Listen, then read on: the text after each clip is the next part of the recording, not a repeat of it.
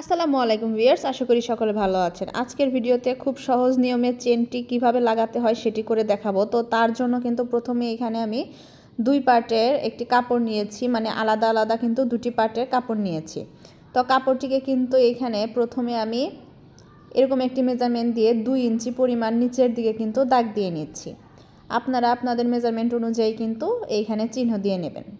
তো এইখানে যতটুকু আমি দাগ দিয়েছি মানে 2 ইঞ্চি, এই 2 ইঞ্চি কিন্তু আমি খুব ভালোভাবে এইখানে সেলাই করে নিচ্ছি। অবশ্যই কিন্তু এখানে ব্যাক সেলাইটি দিয়ে নেবেন।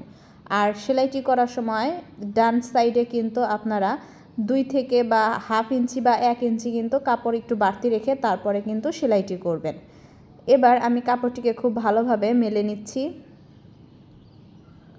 তো কাপড়টিকে মেলে নেওয়ার পর বাড়তি যে কাপড়টুকু ছিল সেই কাপড়টুকুকে মাঝখান বরাবর এইভাবে করে কিন্তু সম্পূর্ণ কাপড়টিকে আমি ভাঁজ করে দিয়ে দিচ্ছি। এই সাইডেও ভাঁজটি দিচ্ছি এবং আমি অপর পাশেও কিন্তু এরকম করে হাত দিয়ে ভাঁজটি দিয়ে দিচ্ছি।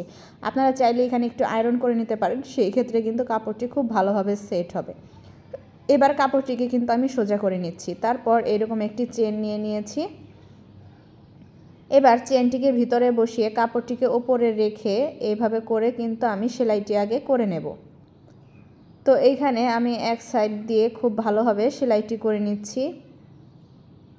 এবার নিচের যে অংশটি রয়েছে এই অংশটিতে একটু ভালোভাবে ব্যাক সেলাই দিয়ে তারপর কিন্তু সেলাইটি করে নেবেন।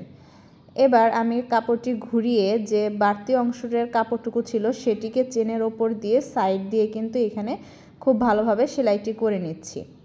এবার বাড়তি সুতার অংশটুকু খুব ভালোভাবে কেটে নিতে হবে। তো এইভাবে করে কিন্তু আপনারা আপনাদের কামিজ বা বেবিদের জামায় কিন্তু চেন লাগাতে পারেন। যদি ভিডিওটি ভালো লেগে থাকে অবশ্যই আমার পেজে একটি লাইক, কমেন্টস অ্যান্ড শেয়ার করে আসবেন।